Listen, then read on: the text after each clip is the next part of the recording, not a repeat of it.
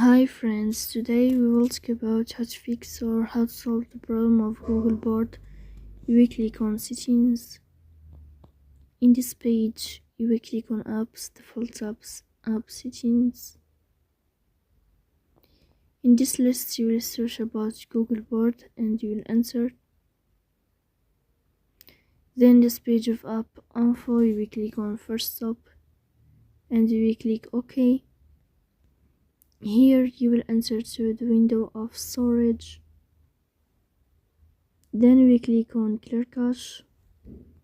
But pay attention, don't click clear data because that can delete your account. Here you can turn on your airplane mode and you can turn off your airplane mode again to fix that problem. So please don't forget to support us by like and subscribe. See you next time.